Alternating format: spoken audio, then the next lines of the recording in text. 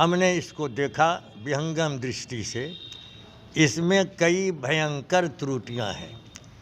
ये आधा तीतर और आधा बटेर है। ये नियोजित भी रखता है, यह राजकर्मी भी देता है और राजकर्मी नहीं भी देता है। इसलिए हमने माननीय मुख्यमंत्री को सूचित कर दिया है कि आप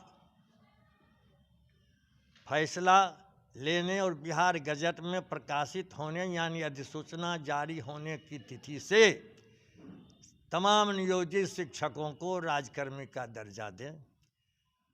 और इसमें जो आपने प्रावधान दिया है, आपने पूरा पढ़ा ही नहीं। मुझे विश्वास है कि एक बार आप पूरी नियमावली पढ़ लीजिए शुरू से अंत तक।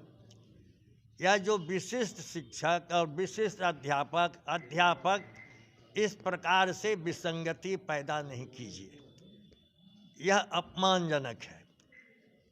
जो शिक्षक 20 साल, 16 साल, 17 साल से कार्यरत हैं, उनकी वरीयता विद्यालय में जब से उनका नियोजन हुआ उसी तिथि से वरीयता का निर्धारण आपको करना होगा, यही न्यायपूर्ण होगा।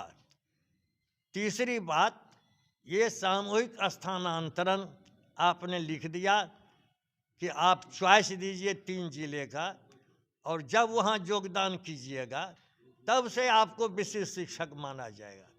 हम लोग इसका घोर विरोध करते हैं और इसलिए कि आपने ठग लिया, प्रारूप प्रकाशित किया कि हितवर्ग लोग जो हैं शिक्षक संगठन अपना सुझाव दें।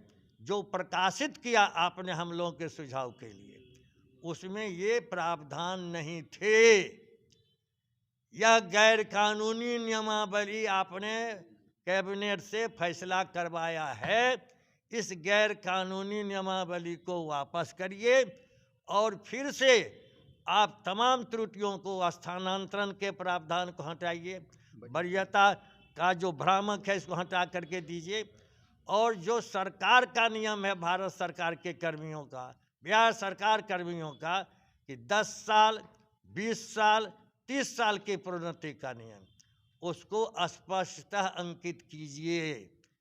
आप न तो नियोजित का लाभ दे रहे हैं और न राजकर्मी का लाभ दे रहे हैं, न केंद्र सरकार का लाभ दे रहे हैं और न राज्य सरकार का लाभ दे रहे हैं। और आपके पदाधिकारियों के मन में ये दंड चलाने की, सजा देने की, प्रताड़ित करने की, शिक्षकों छात्र छात्राओं के साथ अमानवीय व्यवहार करने के प्रावधान हैं। जब आप सरकारी घोषित कर दीजिएगा तो अपने मन से फिर क्या नियमावली में बताएगा कि हम अनुशासनिक कार्रवाई का अलग नियम बनाएंगे, आचार संहिता का अलग नियम बनाएंगे। ये सब नहीं चलेगा, ये धोखाधड़ी है।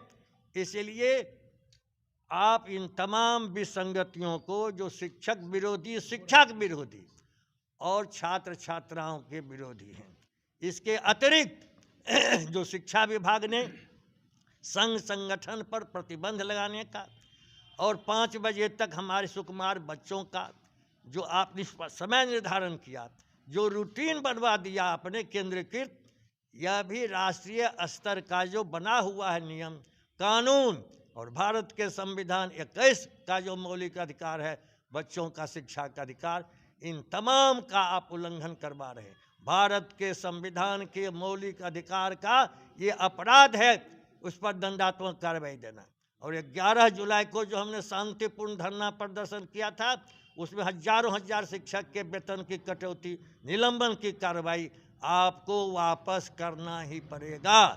और फिर चूँकि उनके दल की बैठक चल रही है, कल से दिल्ली में, परसों चलेगी, 30 को हम लोग माननीय मुख्यमंत्री से लिखित अनुरोध करने जा रहे हैं कि तमाम विसंगतियों को दूर कीजिए, नहीं तो फिर संघर्ष का रास्ता हमारा बना हुआ है, हम आपसे लड़ेंगे।